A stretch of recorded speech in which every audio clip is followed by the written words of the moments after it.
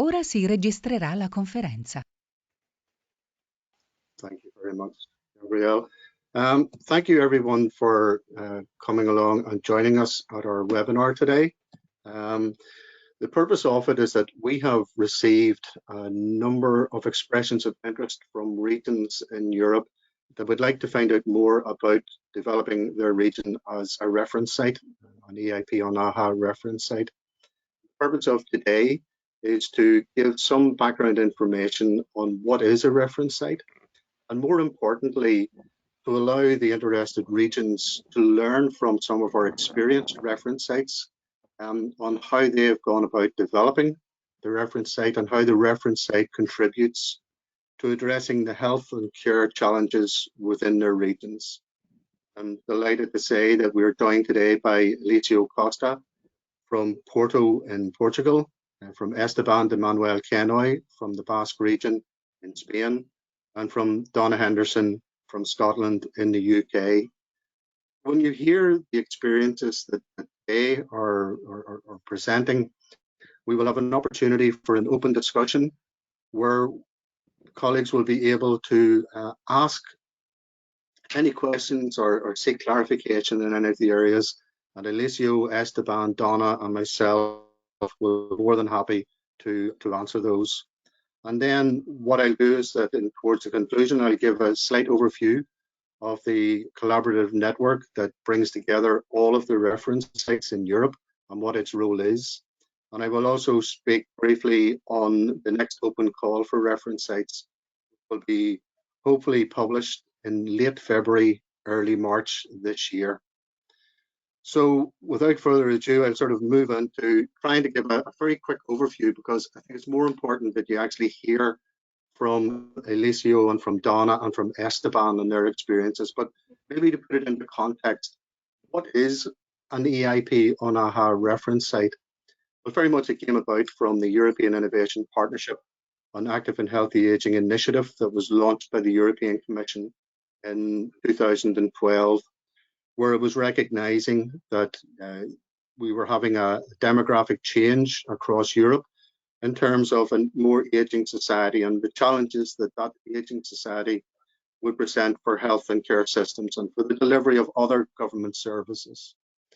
And arising from that, there were two particular dimensions to it. One was experts came together from across Europe and joined action groups where they would consider some of the key issues in terms of integrated care, in terms of polypharmacy and medicines management, in terms of home-based digital solutions, etc., etc. The second pillar was the establishment of reference sites across Europe, and what the reference site was defined as is that it's an alliance or a partnership of stakeholders within a region, and that can be a geographic region, or it could be a major metropolitan area, which could be a large city that could implement or develop innovative solutions and digital technologies that would address health and care needs and priorities for active and healthy aging. And I think it's important to mention as well that the innovative solutions would be person-centered innovation solutions. So it's having the person and the patient at the center and developing around them.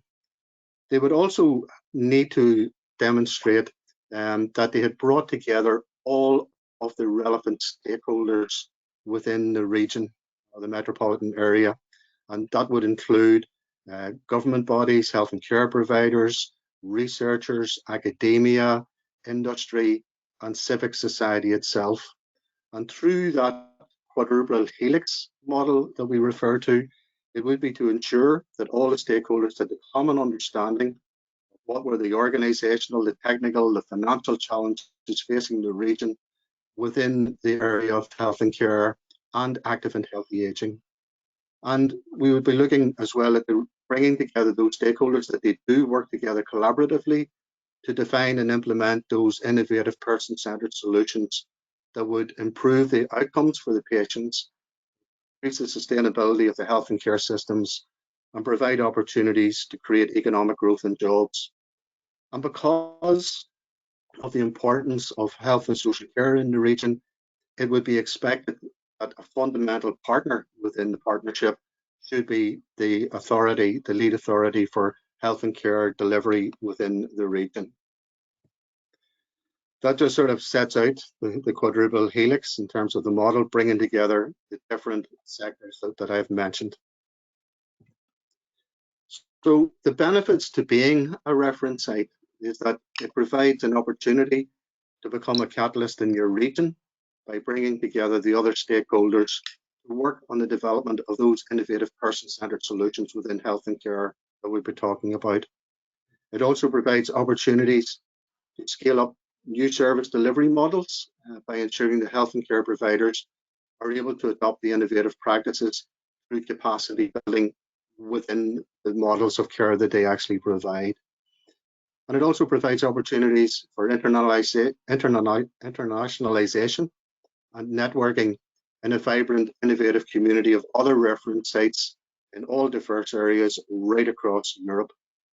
It is also recognizes that it's an internal regional system and therefore can support the development and evolution within the region to emerge through its own mutual learning and understanding.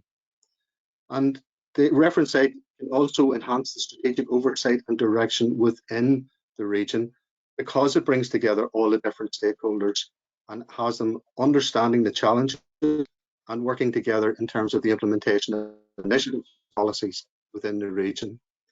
And importantly as well, the reference site can successfully contribute to regional strategies for innovation and the economy, and in particular the smart specialization strategies, if you are aware of those. In addition, the reference site status also provides regions in the areas with an enhanced network and a greater credibility to form consortia on proposals for European funding programs that complement and accelerate the transfer and the scaling up of activities within a reference sites region, but also across other reference site regions. Now that's a short overview in terms of what is a reference site, but it's more important that you actually hear what's really happening with some of our experienced reference sites. And at this stage, Gabrielle, if you could stop sharing the screen with me and start to share it with Elisio. Elisio Costa from Porto for Aging reference site in Portugal will now present what they have been doing and how they have gone about developing their reference site. Elisio, I pass to you. Hello. Oh, sorry. I'm here with some problems. Okay, sorry for this. Okay. Are you seeing my slides? Yes. Could you put it on to the screen view? Yeah. The presentation view, please, Elisio. Yeah, I'm trying, but what has happened here?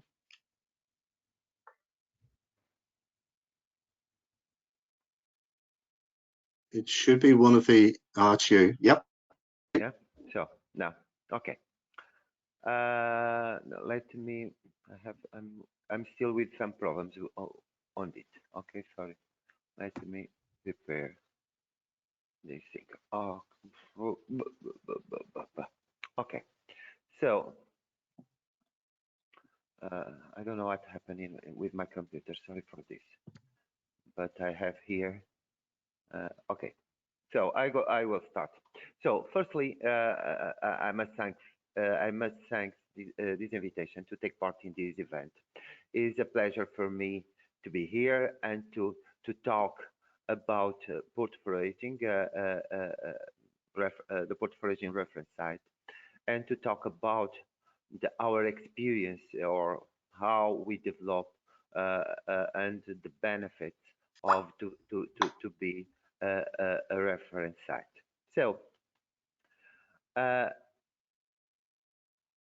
portfolioing is a reference site and is as John tells to be a reference site, we need to demonstrate that we are a consortium or a colligation based on quadruple helix of innovation. And in fact, portfolioing is one of these ecosystems and brings on board 100 or almost 100 organizations. These organizations are representative of the regional governments, care providers, academy and research, industry, and civil society. And in fact, we work here together in this ecosystem to promote innovation in health and care, of course, based on the network structure. Okay, most of our activities are in fact birth and are implemented in this network or in this ecosystem context. And most of our activities are dedicated to promote people quality of life, sustainability of healthcare, health and care system, and to try to promote the growth and competitiveness of industry. University of Porto has been the promoter of this ecosystem or this reference site, and University of Porto was engaged with this EIP or European Innovation Partnership on Active and Healthy Aging since its beginning in 2012. But in the first 3 years, University of Porto has been enrolled only in the action groups. Only in 2016, we apply to become a reference site. And this in 2016 has been the second call for reference sites. Okay, we apply only at this second call. And to apply, we organize our ecosystem, our region, and we build a consortium. This, as you can see here, is a consortium based on quadruple helix of innovation. And in 2016, we become, as I told, a reference site, a 2-star reference site. Only later, in 2019, in which we apply again because in 2019 there was a new call for reference sites, and we apply again to increase the number of stars of our reference site. And in fact, we are now an EIP reference site with 4 stars.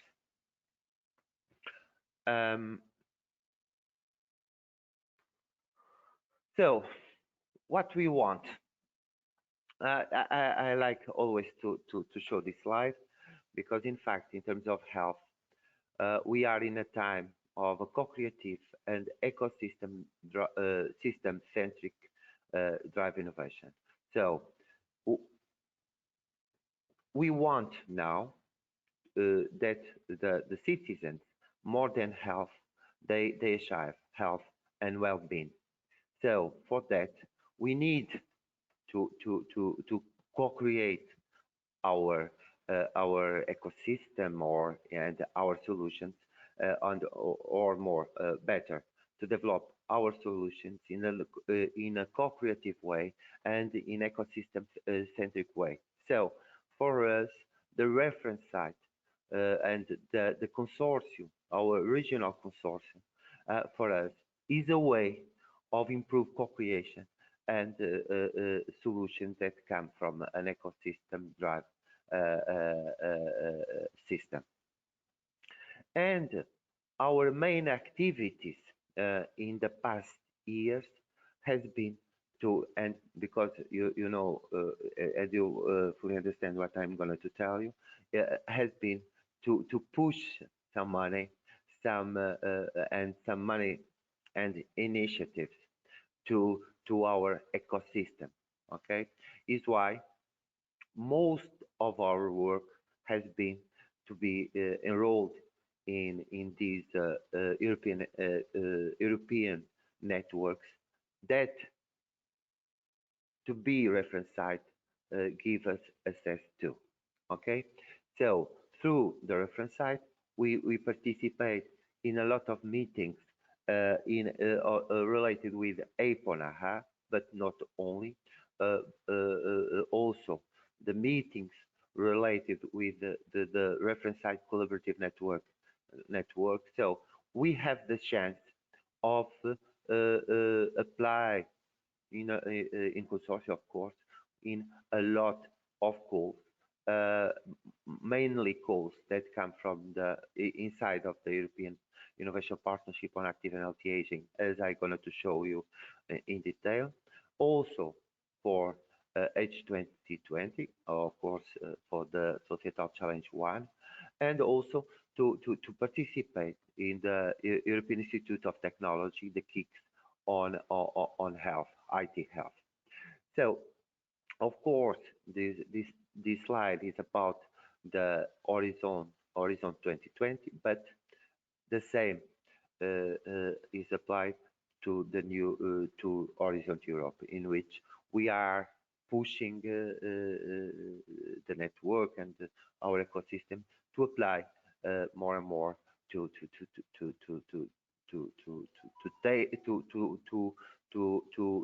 bring to our ecosystem innovation, to bring to our ecosystem new solutions and so on. So, in a concrete way, we start in 2060, and the first project in which we have been enrolled as a reference site has been these three twinning projects. Of course, these twinning projects that birth in the context of European Innovation Partnership on Active and Healthy Aging were very small projects, but have been a chance of taking to our ecosystem some very useful tools, as for instance this mobile application that is here dedicated to manage allergic rhinitis. For instance, is a good example of a technology that is now available in Portuguese for our community, and this happened due to these twinning projects. Of course, as we are part of a big ecosystem, an European ecosystem, which is the European Innovation Partnership on Active and Healthy Aging, we have also the chance to participate in a very significant number of calls and proposals. And here are some examples of the projects that we are enrolled related with Erasmus Plus program. As you can see here, most of these projects are dedicated to improve digital skills in all adult population. They are dedicated to intergenerational programs, are dedicated to learning programs for students to improve their skills on digital health, on adherence to therapy, and so on. Okay, in terms of Erasmus Plus, okay, we have the chance to start new programs for all adults in our region, for students, and also to have in place some specific programs that try to improve well-being and to reduce the solitude of the elderly population in our region. We have also the chance of participating in some H2020 projects. Some of them are still ongoing. We finished last month the Fair for Health project, and this Fair for Health project has created a tool to verify data. This is very important as a tool because this tool help us to have to share databases for research proposals and also for other kind of things, of course, for share databases to develop artificial intelligence algorithms, have the chance to provide these databases to startups, to help them to push for their solutions, the solutions that are under development. Of course, and we have here the participation of this InfraHub project, which is a project that's still trying to manage the Eponaha or community, and this project will finish in the end of 2022, and we expect to have in the hand a model for scaling up, a model to help in the scaling up of technology. More, we have also a big project that is starting now about innovative medicine to try to find a solution for the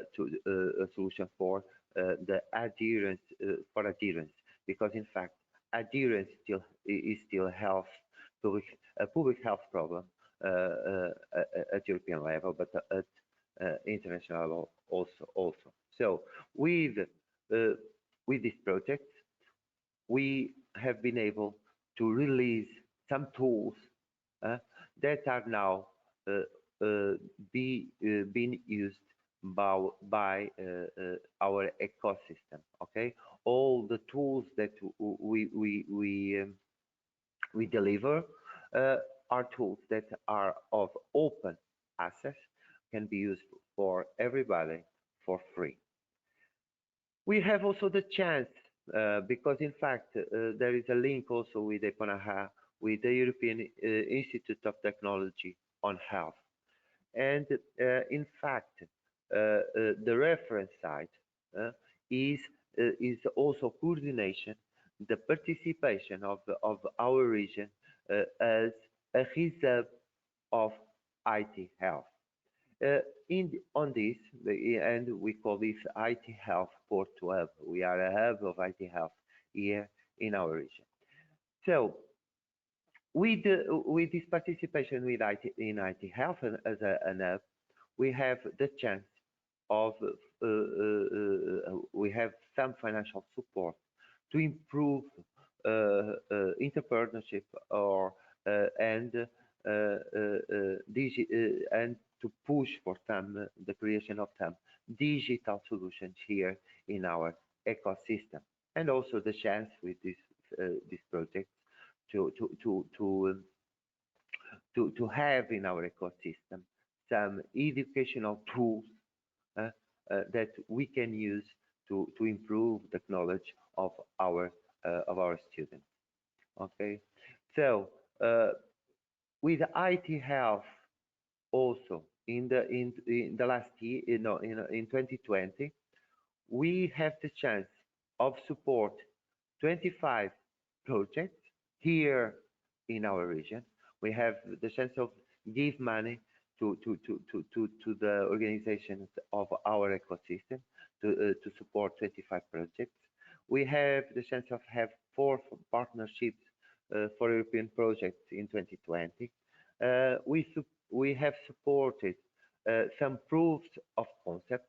Okay, we have 30,000 euros for support proofs of concept.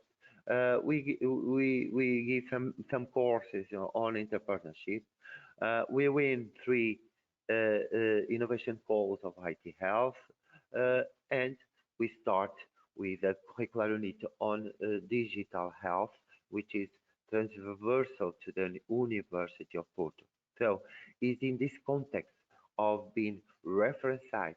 And this link with IT Health, we have the chance of support a lot of activities in our region, and this is only the summary of the activities that we have done or we have delivered during 2020. Now, I'm almost finished. At national level, we are trying, and we start not a long time ago. We start only 3 or 4 months ago to start having here, or to start to building here in Portugal a national network of reference sites.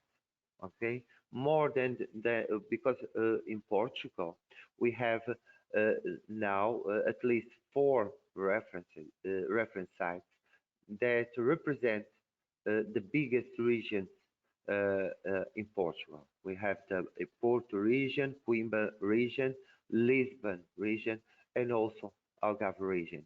And now we are joined all together and try to build a national network of reference sites. The name is Repensa.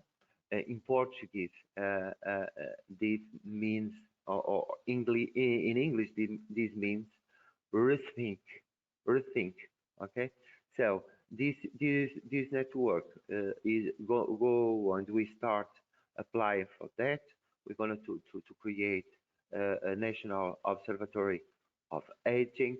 We are now engaged with the Ministry of Social Affairs, the Portuguese Ministry of Social Affairs, to try to find solutions for the challenges that has been posed by pandemic to this population, and we expect to be a player or an important player in Portugal in the future on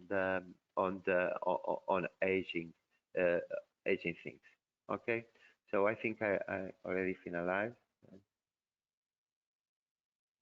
Thank you very much, Elisio, and that was a very interesting presentation and gave a very good example of how you slowly developed the reference site using the experience that was gained through the action groups within the European Innovation Partnership on Active and Healthy Aging, but also then how you structured the reference site to respond to the regional challenges and the opportunities then to increase funding to the European programs to deliver on some of the priorities. And finally, where you were able then to bring together the different reference sites in Portugal so that collectively the reference sites in a country can start to inform and deliver on national policies and national strategies. Gabriel, if you could share the screen with Esteban.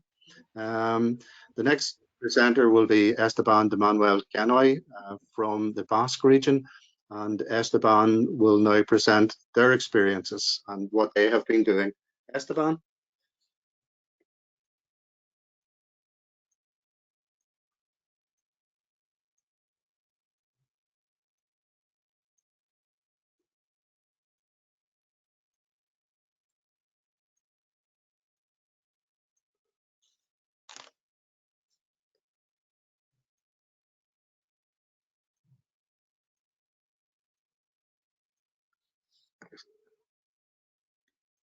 Your microphone is muted, Esteban. Can you see my screen now? Yes, thank you. Fantastic. So I will briefly present the experience of the Basque Country reference site. And the Basque Country was awarded also 4 stars in the last call with this special recognition for excellence. So just some general features, how we have consolidated the quadruple helix model in our reference sites, and words about networking, strategic framework, the healthcare innovation in the Basque Country, and some conclusions about our experience. So first of all, The Basque Country is a small region in the north of Spain near the French border with a very high level of self-government with own fiscal autonomy. So, for example, we are only one of the two regions in Spain, together with Navarra, who gets their own taxes and gives the central government the part of the money that the central government needs to pay for the common services. So it's the other way around as other regions. So it also has a high level of political autonomy.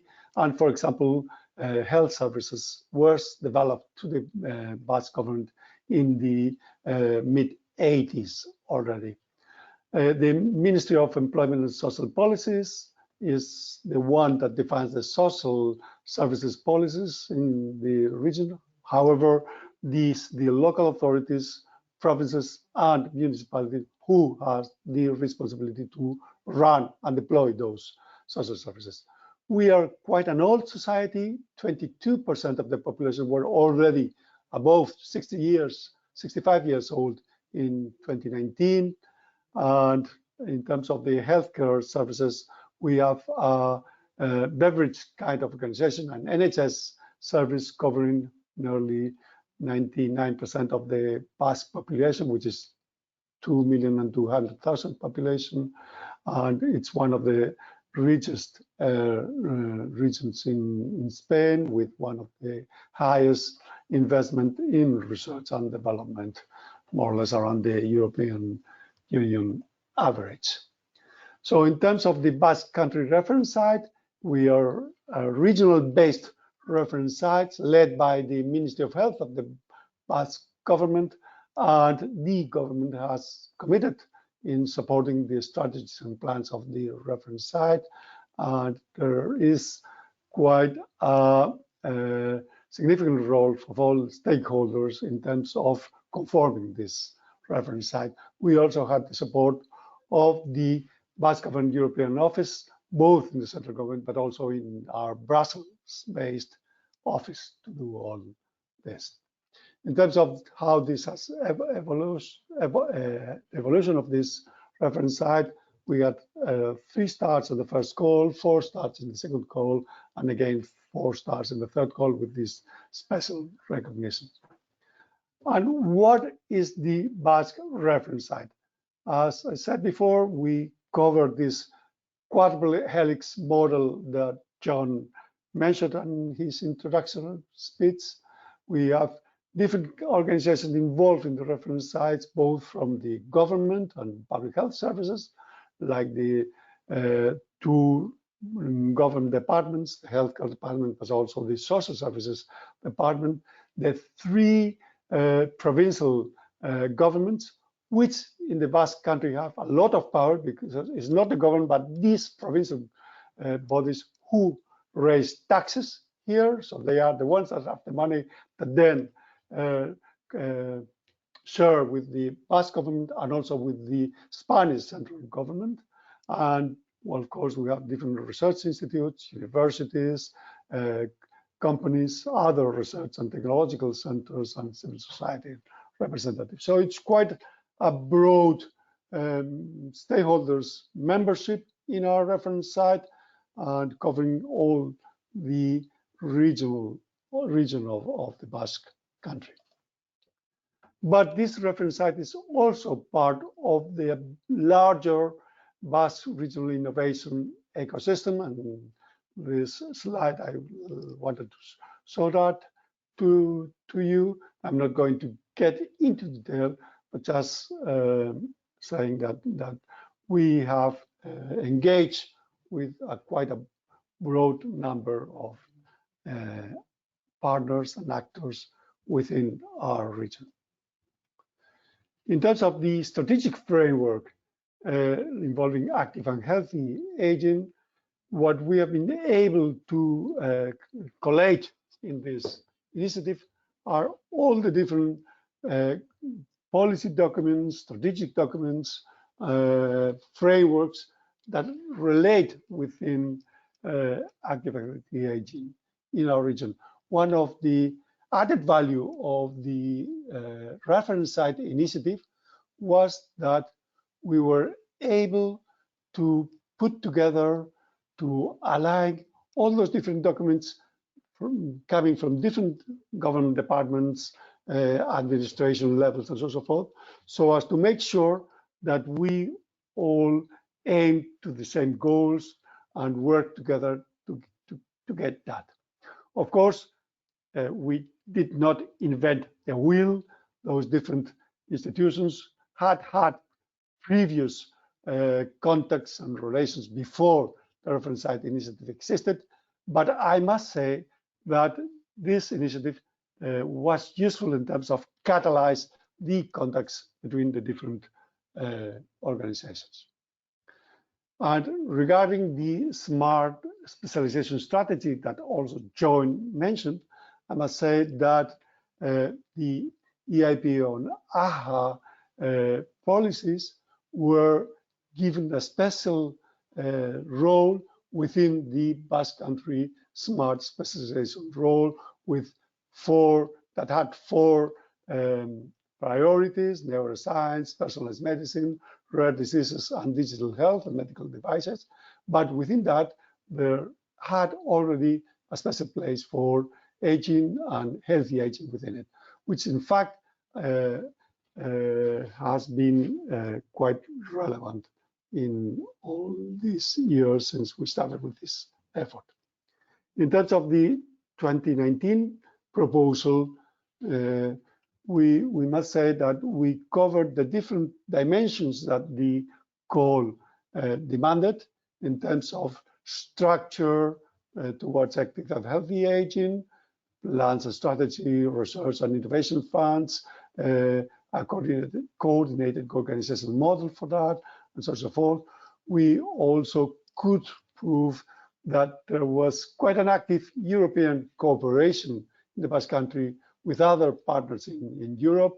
In fact, we were involved in more than 56 European projects and collaborating in different networks, including the EIP on AHA, of course, different memorandum of understanding signed, for example, with Scotland, with Wales, with Denmark, and so on and so forth, and participating in different knowledge transfer activities.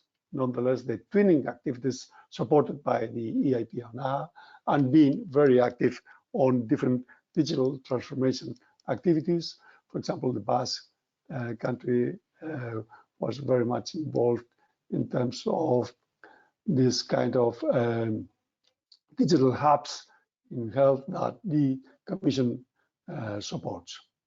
So altogether, I think that in summary, in our experience that comes from 9 years already working on these reference site activities, I could say as my conclusions slide that the reference site has been useful in terms of catalyze the internal collaboration between Basque stakeholders. It has been useful in terms of supporting the smart specialization strategy in the Basque Country and putting active and healthy aging top of the internal agenda in the policies of the Basque Country, and in concrete in terms of the smart specialization strategy. It has been useful in terms of boosting knowledge exchange with other European partners, trainings, informal networks, and the collaboration with the reference site collaborative network that John has introduced slightly today. It has been useful in terms not only of exchanging knowledge, but also in leading the generation of new knowledge. In fact, Elisio has also mentioned the different projects that, thanks to being a reference site, we have been able to join, or has been more easy to join, both in the framework of the second and third health programs of the European Union, but also in the Horizon 2020, and I hope that also in Horizon Europa projects. Finally, it has been useful to reinforce horizontal communication channels with the European Commission.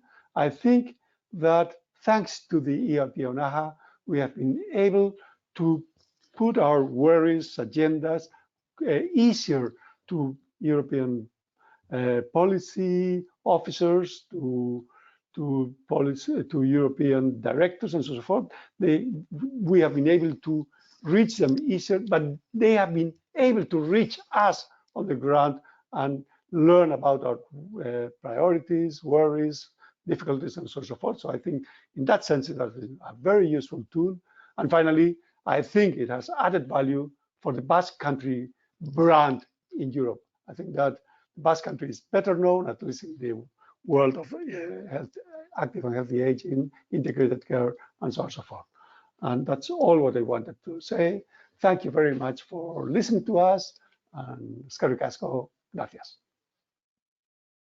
Thank you very much, Esteban. And again, another very valuable example of how the reference site has become embedded in the region and how it is shaping and influencing and informing the different regional strategies.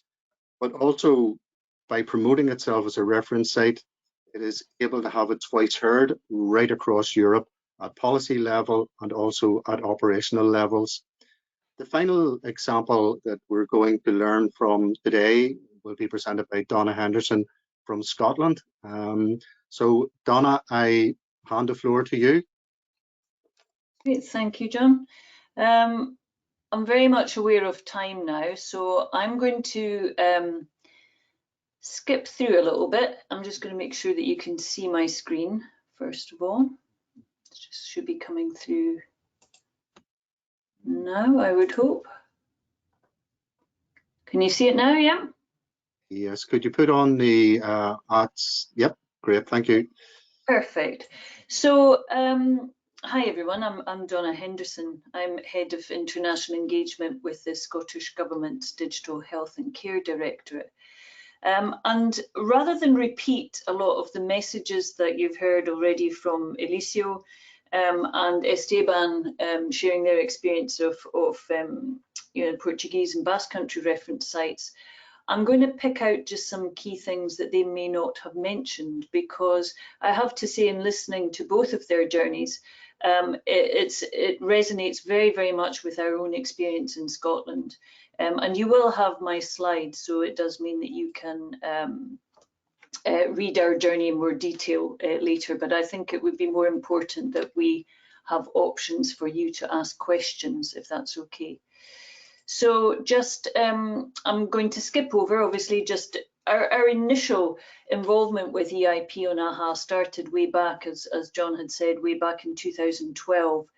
And we Scotland submitted 6 different commitments, one to each of the action groups, and you can see them down there on the right-hand side of the screen. And that was really our initial foray from Scotland, thinking about what we thought were kind of good practices, things that we could contribute to this shared partnership that was focusing on active and healthy aging. So that gave us an opportunity, a little like Esteban mentioned, to look internally at actually what we were doing in this space in Scotland. And that kind of almost galvanised our stakeholders within Scotland to start talking with each other and sharing what was going on. So I think a very common theme from our involvement as a reference site, but in EIP and AHA right from its inception, has been this bringing together of stakeholders and sharing of good practices within your reference site area. And I think that's a really important added advantage. So it's not just the external facing things. We got particularly involved in the B3 Action Group on Integrated Care and contributed to all the work that went on within that action group over quite a number of years. And again, I think the important thing there in terms of benefits for us as a region were really that opportunity to look to what other regions were doing, learning from their good practices, taking the best of what they were doing back home to improve what we were doing. So again, that knowledge exchange and almost benchmarking opportunities were incredibly valuable. And without doubt, our learning from the work that went on in this group absolutely shaped the shape of integrated care back in Scotland. So again, for us, I think EIP on AHA, the whole journey over the years with there has been incredibly valuable for us in shaping what we're doing. But moving on specifically to reference sites, so when the call for reference sites came out, this started us talking about pulling together our stakeholders in Scotland to try and pull them into maybe a slightly more organised format. So the application, the first application we put in as a reference site, made us really think about who were the key players in Scotland, what were they doing, were they talking to each other? And we particularly focused our reference site around digital health and care ecosystem. So we wanted to focus our efforts really particularly on the new innovations in this space that supported our health and care delivery. And without doubt, again, this gave us an opportunity to really pull together the work that was already going on and make sure that these stakeholders were aware of each other and were communicating with each other.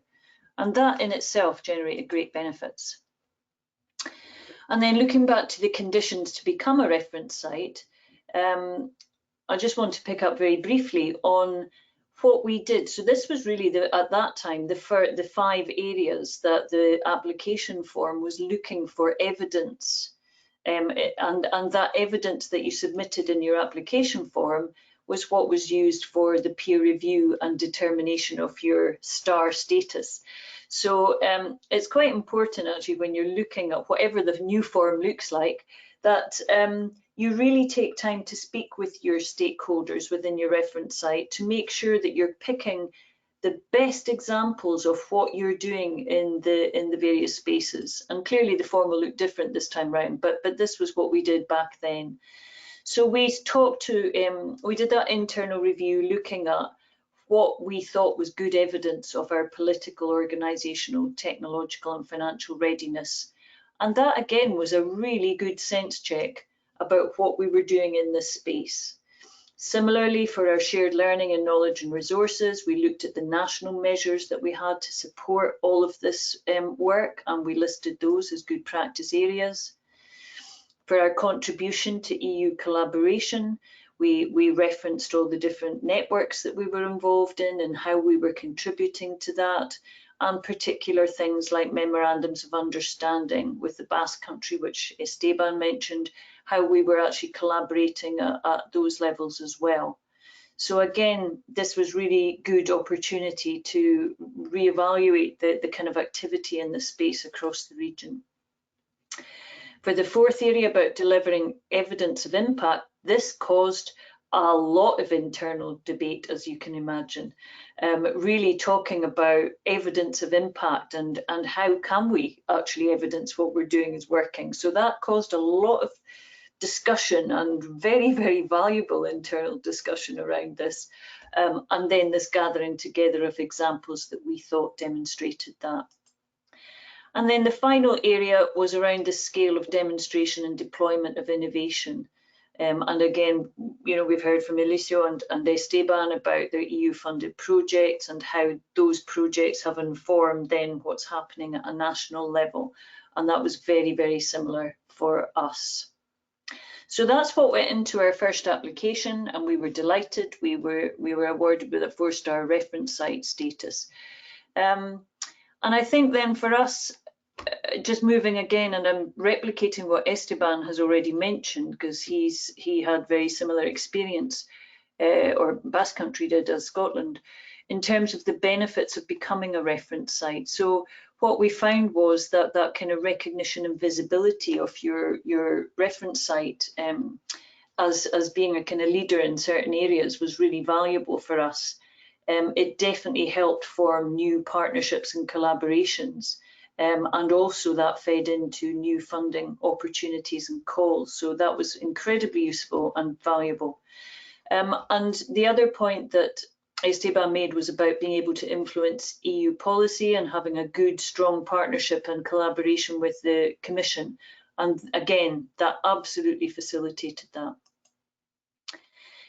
These are just some of the EU projects that we have been involved in over the years. And again, many EIP on AHA and reference site partners in here, and that continues to be the case. Some of the other benefits that I want to touch on before I close were really just this opportunity, again, on an ongoing basis to identify and share good practices. And that has absolutely continued throughout the COVID crisis, or pandemic rather, where we have focused a lot of our knowledge exchange activities with other reference sites on COVID-related responses, and that's absolutely helped to shape what we have done here in Scotland. And we have continued to enhance our strategic collaborations with new partners. I'll just touch briefly again on the twinnings. There have been a lot of opportunities for twinnings, and we've seen reference sites being able to do that, and there was a current call out for that as well.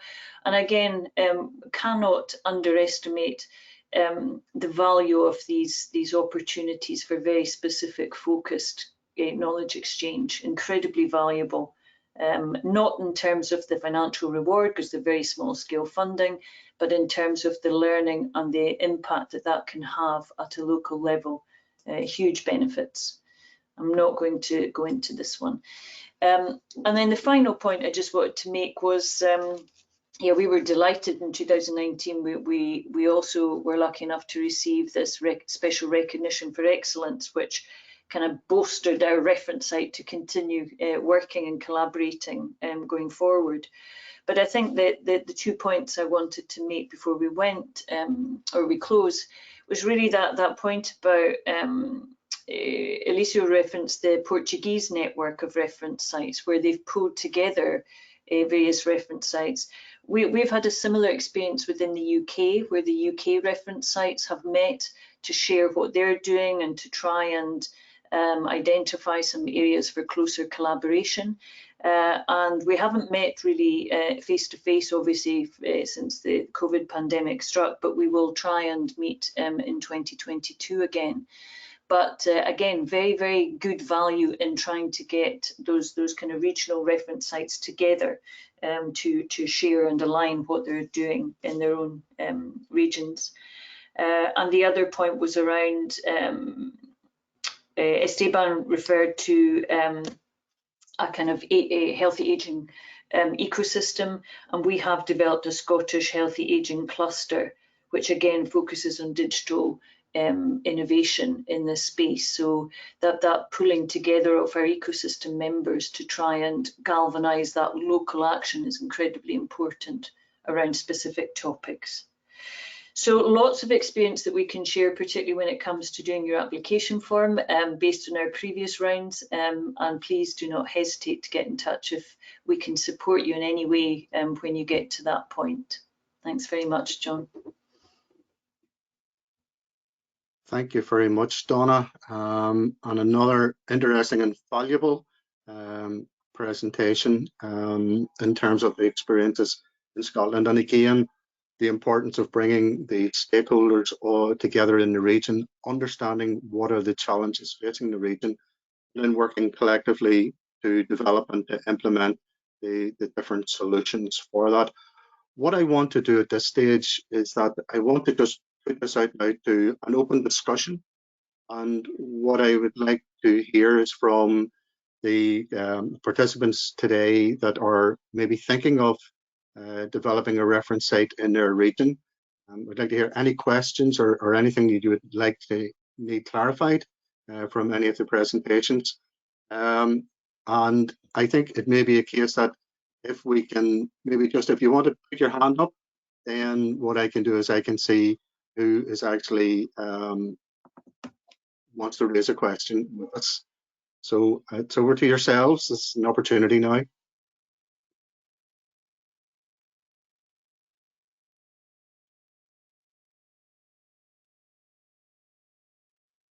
Maybe I'll start it off because sometimes we're all quiet. Oh, no, that's okay. Great. Yes, we have our first question. Yes. Thank you so much. I'd like to say a big thank you to the organizers, John, and also to the presenters, especially to Donna, with whom we work together in the ECH Alliance.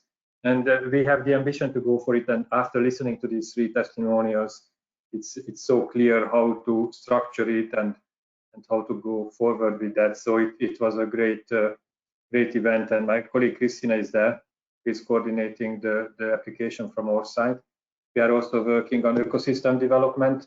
And then as part of that ecosystem development, it's an essential part to have this some kind of ignition element, what is a reference site, and we would like to exploit that. So thanks a lot for the event. That's just basically what I wanted to say. You're welcome. You're welcome. Do you have any questions, Olga or Eugenia?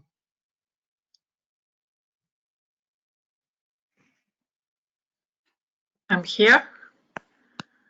I would like to ask a very practical question, if it's possible. Could you please, first of all, my congratulations on obtaining 4 stars on reference size. It's amazing. We're talking to the best ones. And my question is, could you please, any of you, or maybe you 3, can elaborate a bit on a mechanism or a customer journey map? For example, a company, a business is coming to your reference sites. What's happening next? What's the I'm from startups and business sphere, and I'm talking more in terms of customer journey map.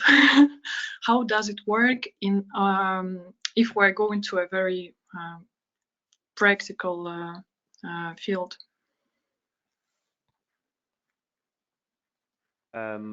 I don't know if I understand well your question, but I will try to answer. And if you see that I don't respond in the best way, please.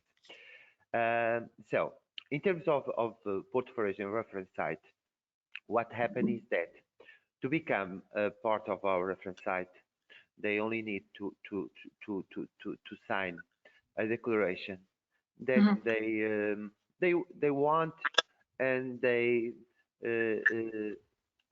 will put some effort in common activities, okay, and they contribute in some way to common activities. So our model, we don't have any kind of payment to take part for being part of this regional network. So what happened is that, of course, with pandemia, the things are going in a more slowly way, because we have to stop with some of the activities. But usually what happens is that we have some meetings, and we try to, during these meetings, to talk about a topic of interest for in terms of quadruple helix, and we try to understand the different perspectives of this problem and so on. Of course, what kind of support we are giving the startups.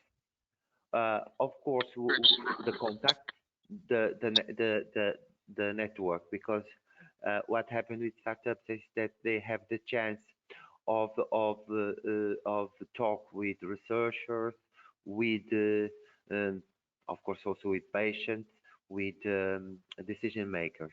Okay, so for startups, this is something that has is of interest, but also with some programs, because in fact our reference site has also this in mind, is try to improve the economy,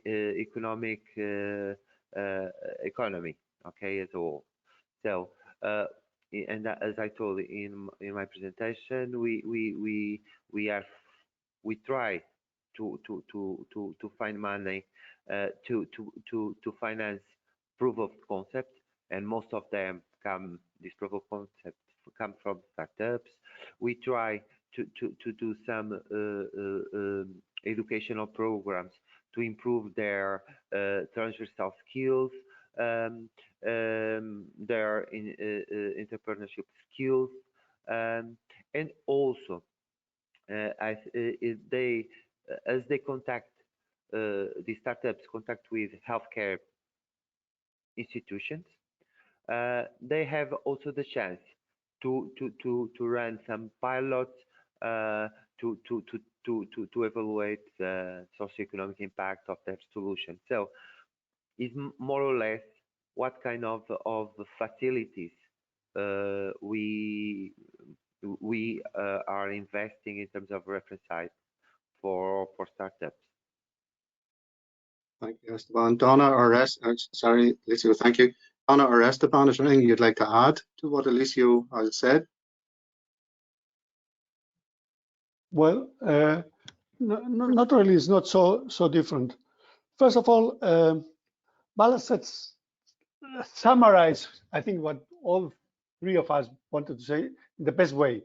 I think that the reference site can work as ignition for an ecosystem development. I think that's the key point of all the session, and it's you that you summarize it. So congratulations. So what I mean is that the reference site is useless. The effort to apply for a reference site is useless if there is not a will or a strategy to build up the ecosystem behind it in terms of, in our case, active and healthy aging. So when it comes to what is the interest of a firm or a business to join the reference site, there is no advantage at all if there is not an ecosystem there. And the interest is get engaged in that active and healthy aging ecosystem. In our experience, we have had that before, and the kind of advantages, and my colleague Irati Regerena, who is also in the call, can speak much better than I do about this. We have experiences of firms joining the reference at the ecosystem and being able to, as I said before, better engage with internal stakeholders in the Basque Country, administration, bodies, technological centers, research centers, and so on and so forth, but also be involved in European projects, Interreg projects like the Titan project or the Ithaca project, and exchange notes, and so on and so forth. It's always an informal process. As Elisio has said, we do not have a formal admission procedure. It's an informal process to join this ecosystem. But maybe, Irati, you want to add something, or of course, Donna or Elisio. No, I think, Donna, you put into the chat box, the opportunities that it creates by becoming involved in the ecosystem, and that the industry can have the access to the decision makers and who will be the procurers, and also access to potential test bed environments for their solutions as well. But in addition, they get a better understanding of what the health and care challenges are and what solutions that the health and care providers really need, as opposed to them trying to anticipate what they might need. And I think that's what's important. And I think it's also important that when we look at the quadruple helix, all four sectors of it are all equal partners within it. So none of the sectors has primacy over another partner. They all have to collaborate and work together in order to deliver the right outcomes for the region. Eugenia, does that clarify for you?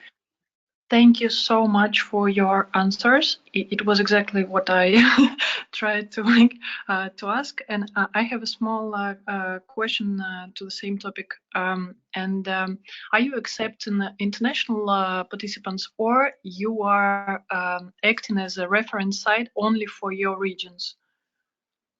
How you select participants?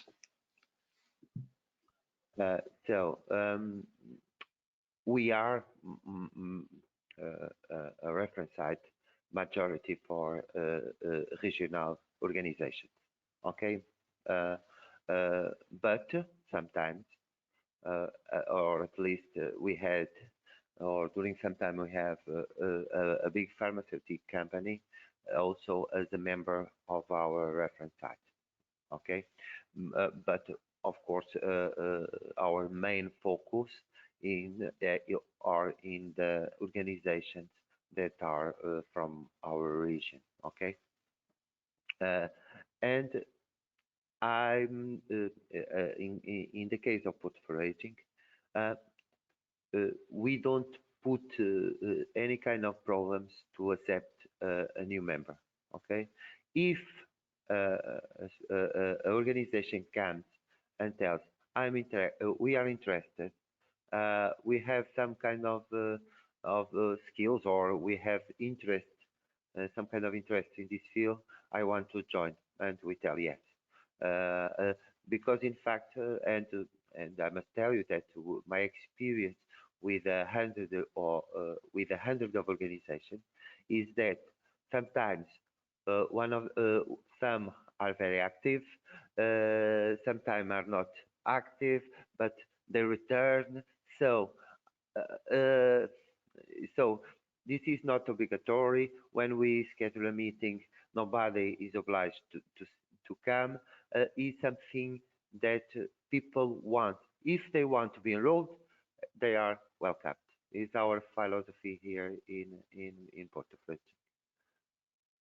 Donna, do you want to add anything? No, I'm just sticking it all in the chat. But yeah, I completely agree with Elisio. If they are key actors and they're playing a part in whatever focus of your cluster, then there's no reason why they shouldn't be involved, obviously, because they are stakeholders in there. So yeah, I would say more the merrier. Esteban? No, I think everything has been said. That's okay. I think probably one of the biggest challenges, Eugenia and anyone else that's interested in developing the reference site, is ensuring that all the stakeholders continue to be engaged in the reference site. I think that's the biggest challenge. So therefore you need to do things that actually gets their participation and their engagement. And they need to be able to see how they fit into it. So for industry, it's how does industry fit into the reference site, and what the reference site is doing to address the challenges in the region, or what the health and care provider is delivering, and how that fits into addressing the health and care challenges in the region. So it's ensuring there is that engagement and that participation and that commitment from them. And when it comes to international organizations, if they can contribute to the challenges that you're actually looking to address, and they're prepared to get involved, Donna says, no reason to exclude them. I absolutely agree with what John has said. I only want to reinforce the idea that having a reference site without activity attached to it is useless. It's nice, you get your stars and so forth, but at the end of the day is, I wouldn't say a waste of time, but no, there has to be activity around it and link with those ecosystems, as I said before. For example, in our case, this link with the smart specialization strategy in the Basque Country is strategic. Because it goes in both ways. It fits both ways. The smart specialization strategy benefits from the reference site and the other way around. There has to be something around. Otherwise, well, no sense. No sense of it. Yeah, I completely agree. Thank you so much for your explicit answers based on your experience. And for new reference site, do you think it might be a formal barrier? If, for example, we can easily expand to Russian-speaking countries, United Nations, and is there any how to say obligation or formal statement that we have to be limited by Russian quadruple? Advise us, please.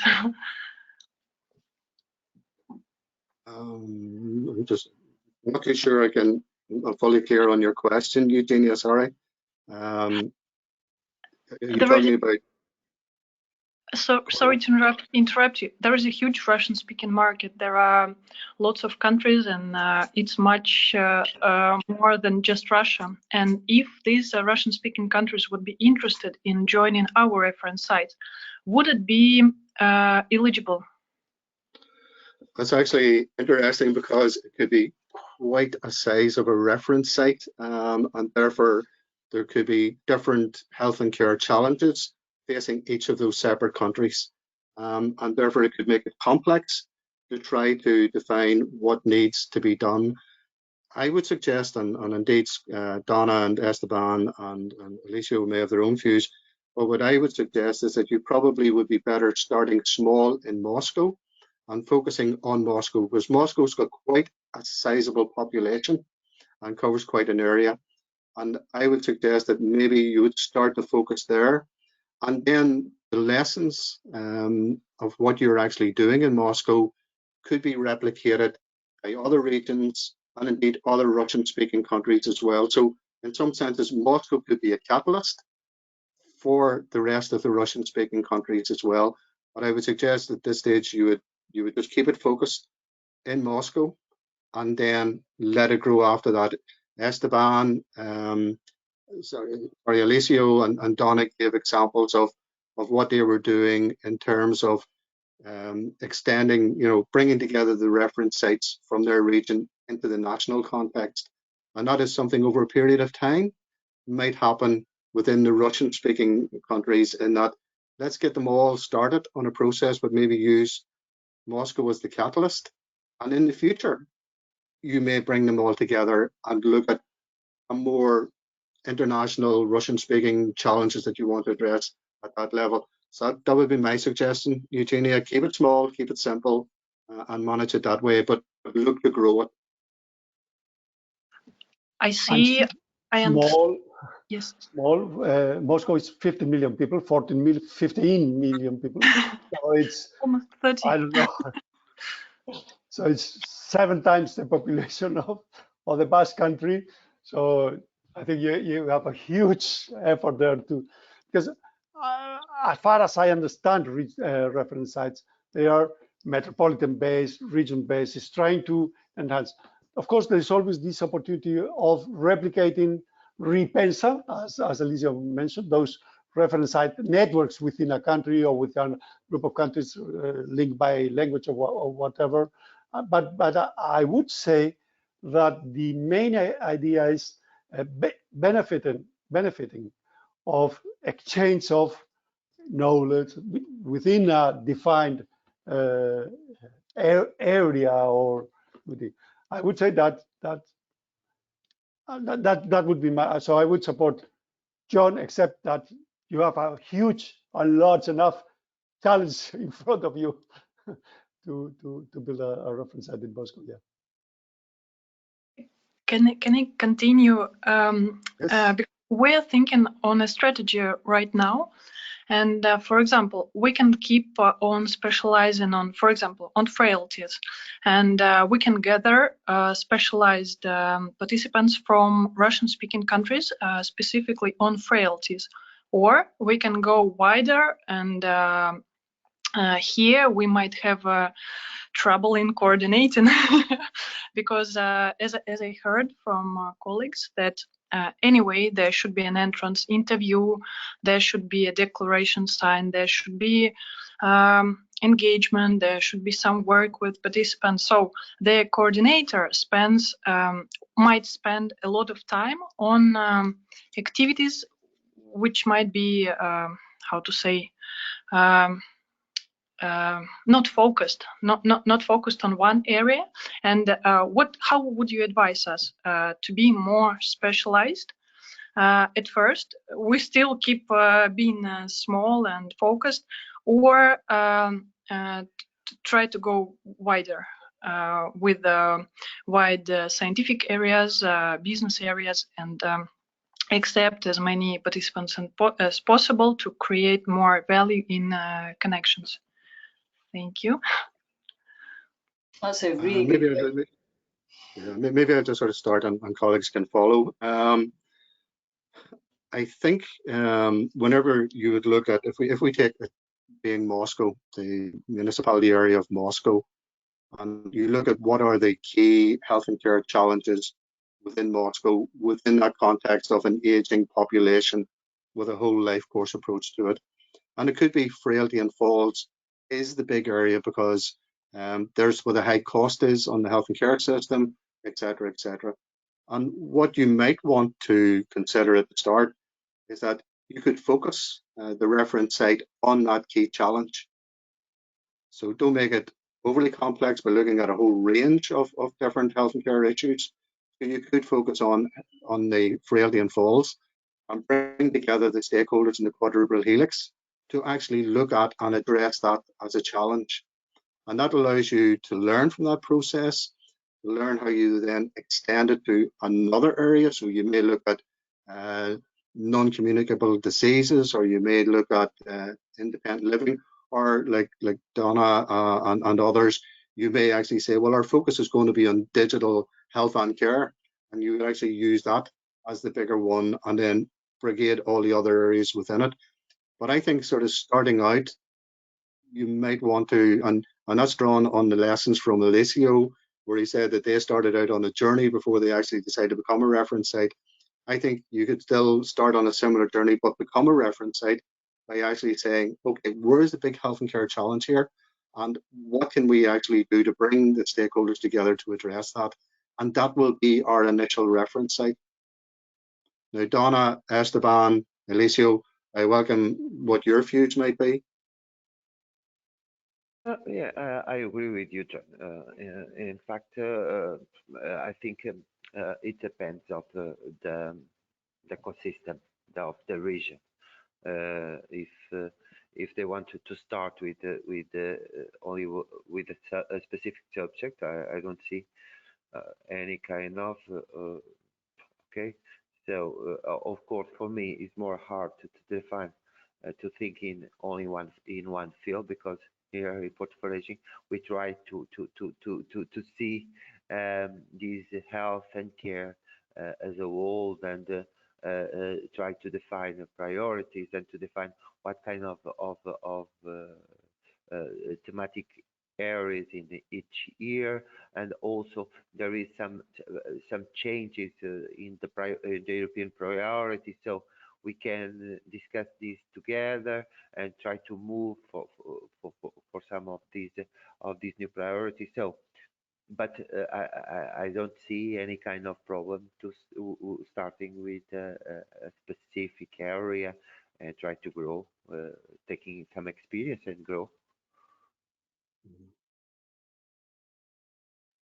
Donna, you've also commented in the chat box that that very much was the approach in Scotland, not to look at all of the aspects of aging, but to actually focus in on the digital side of it and have that as your focus going forward. In my case, I think that, yes, I agree with Donna and both John and Elisio. I think it depends on your strategic analysis. First, what are the challenges that you want to address? We all have plenty of challenges to address, but you have to choose. And then, of course, what are the strengths of your main stakeholders? But also within this analysis, we will have to decide what are really the opportunities to make progress in that field and go for them. I think it doesn't matter whether you go for the wide choice or the more focused area, as far as what you choose can benefit of the exchange of knowledge, experience between different stakeholders coming from the quadruple helix. So you have to look for an area, and frailty, of course, is such an area in which the experience of digital companies, academics, healthcare system, or whatever, can provide added value, can be synergistic. And so I think that's the condition, that it's an area where there can be synergies between these quadruple helix stakeholders. Does that help, Eugenia? Thank you so much for sharing, and I hope that as any good business, any good idea, there might be established business processes, and the system, good ecosystem should work by itself after some time. I hope that with time it will grow by itself and it will benefit from that growth. Thank you so much. Do we have any other questions? My last one, I promise. Oh, you're okay. Okay. Can we contact you in less formal way, and how can we contact you? Donna, Esteban, Elisio, I think that question is for yourselves as much as us. Oh, I put here my email, and you can contact me when you want. Okay. Yeah. Without any kind of. Very happy to help. Thank you so much. Yeah. Thank you. And is it possible for you to provide your presentations? We are going to share that with the university administration, and if it's possible to share as well, not just for our use. Yeah. Yeah, I have nodding heads. That's no problem. What we're also going to do is that we have recorded the webinar today, and we will upload it to the European Commission's Futurium platform, and we will also upload it to the European Commission's health policy platform, and we will have it on the Rscn website. So if you needed to share the webinar with your colleagues at university or elsewhere, you'll be able to access it through those platforms as well, Eugenia. So yeah, we'll just make sure all the information is out there. I don't know whether you're having lag on your system, but it seems it's frozen on my screen at least. So I hope that you maybe heard me.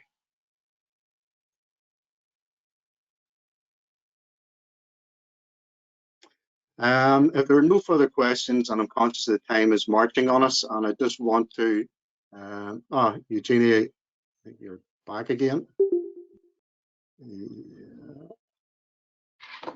Yes. Okay, right. Yeah, your last screen had frozen out on us. So what I was saying was that we will be uploading the webinar to the Commission's Futurium platform and the Health Policy platform, and we will have it on the Rscn website, so it will be accessible if you needed to share it with anyone else. And that goes for all the colleagues in the call as well. What I want to do in the last 2 or 3 minutes is just to give a very, very quick overview on the Rscn, because it's been mentioned a few times, but also I want to say something on the fourth call for the reference sites as well. So Gabrielle, would you mind sharing the screen with me again, please? You should be able, you are the presenter. No, I cancelled it, so I did. Okay.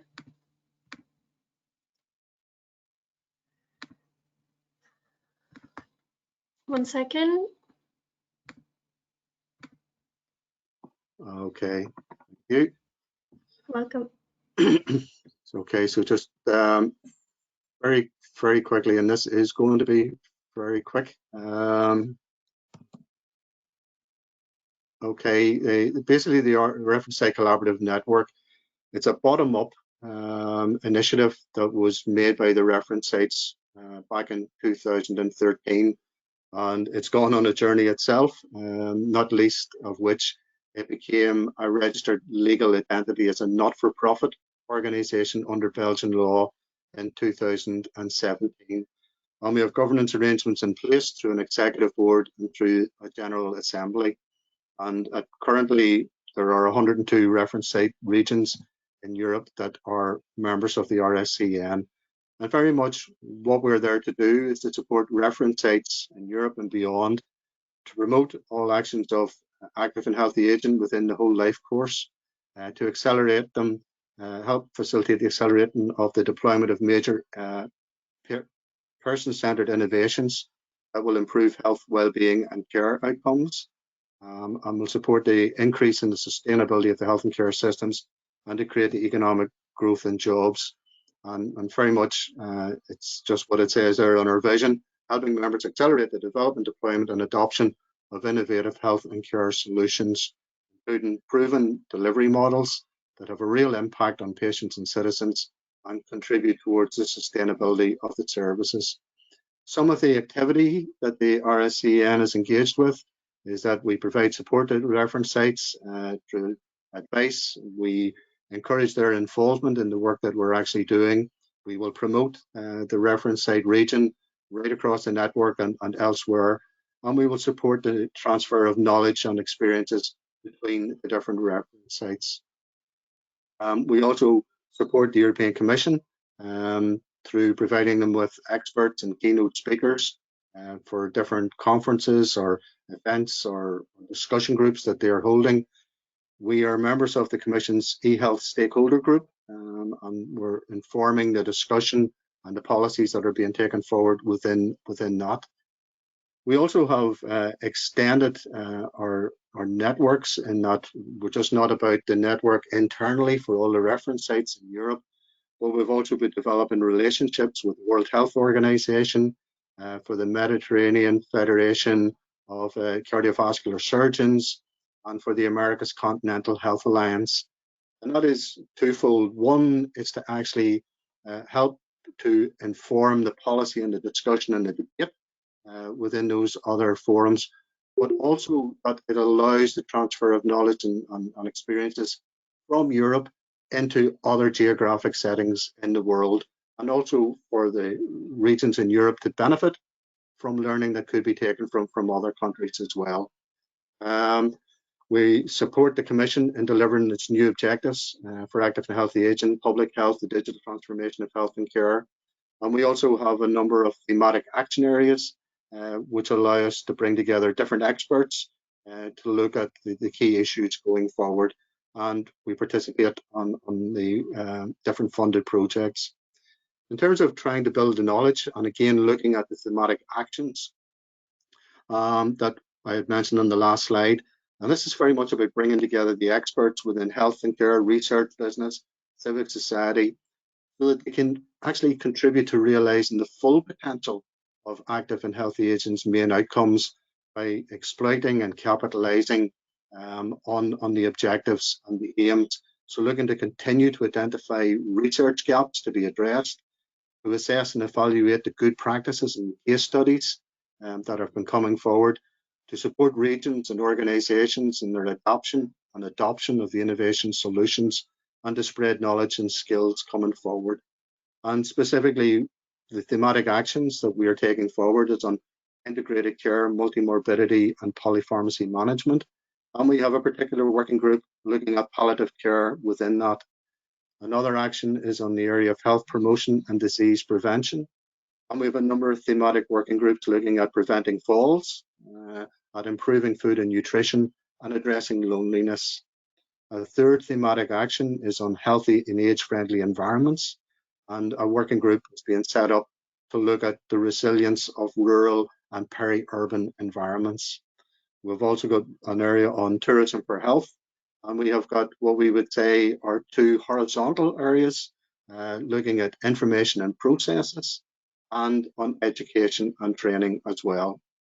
So that's how we're actually building the knowledge and ensuring that that knowledge is accessible to the different reference sites and regions across Europe. But importantly, it's drawing from the experience within the reference sites. And there's a number of projects that we've been involved on as well. And in terms of the membership of the reference site collaborative network, some of the benefits from it include the ability to promote your reference site across Europe, but also to the European Commission and elsewhere. It's also the opportunity to participate in the thematic working groups and the thematic actions that I'd mentioned. Gives you opportunities to build that collaboration and project with other members. And you've heard Elisio and Donna and Esteban talk about how they have collaborated with other reference sites in going forward for different funding calls. It lets you connect with the policymakers and health and care providers and researchers and business leaders across the different regions, and also into the European Commission as well. And the other benefits is all about the sharing of the knowledge on evidence-based good practice approaches, innovation, and digital health solutions. And that comes in a variety of ways. one of which would be the twinnings that colleagues have talked about that are taken forward in different projects. And we are actively promoting a greater increase in the use of twinnings within European funded projects. And also it gives you access to the latest information on health and care, active and healthy aging and digital health, as well as alerts to funding opportunities. So that's just some of the benefits that can accrue from membership of the Rscn. But more importantly, we're moving towards a fourth call for reference sites, and this is what you will probably be particularly interested in. The timescale for it is that we're planning for late February, early March. At the minute, we have a number of reference sites that are working with us on the development of the guidance and the criteria for the fourth call. But some of the key principles that we have established within our working group is that very much the call will focus on quality. Therefore, the applications must be able to demonstrate that they have a record of evidence-based change within their region, that they have future plans for the transformation of health and care and active and healthy aging to meet the regional, national and European priorities, and that there is plans for scaling up and the transfer of solutions within their region, within their country and across other countries. And we're looking for them to be adopting the quadruple helix model, which Elisio and Donna and Esteban have explained. So we really see that as a strength for the ecosystems. We're looking for them to be adopting the quadruple helix model in their approach. And also another key principle is that it must address the current and emerging health and care challenges at regional, national and European levels. And some of those relate to the demographic changes on aging as set out in the European Commission's Green Paper. Also in terms of the European Partnership on transforming health and care systems. Also on digital health and care within the context of the digital single market, creating age-friendly environments, COVID resilience and recovery, the growth of digital innovation hubs in Europe, and the scaling up of evidence-based digital health and care innovations. So those are some of the emerging challenges that we would be expecting reference sites that should be able to respond to, and therefore that will be built into the context of the fourth call. But there will be webinars and information centres sessions specific to the fourth call whenever it is launched at the end of February and early March, and all of that will be set out and explained to you. So that sort of completes what I want to say. So I do.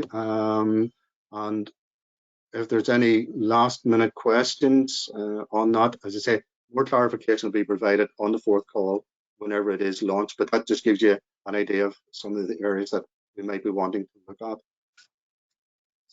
So unless there is anything that colleagues would like to say by way of wrapping up this session, I would like to thank everyone for their participation and their contributions today. Special thanks to Elisio, to Esteban and to Donna for their presentations and for the contributions to the discussion as well. And I hope colleagues that are thinking of developing a reference site found value in it. And we look forward to seeing your applications come forward when the fourth call is launched. Thank you so much for your time. Really appreciate it. Ciao. Bye-bye. Thank you, everyone. Thank you. Bye. Bye-bye. Bye. Huge thanks. I didn't expect so much information and quality of speakers. Huge thanks and keep in touch. We will. Thank you, Eugenia. Bye-bye. Thank you. Thank you. Thank you. Bye. Bye. Thank you. Bye. Bye, everyone.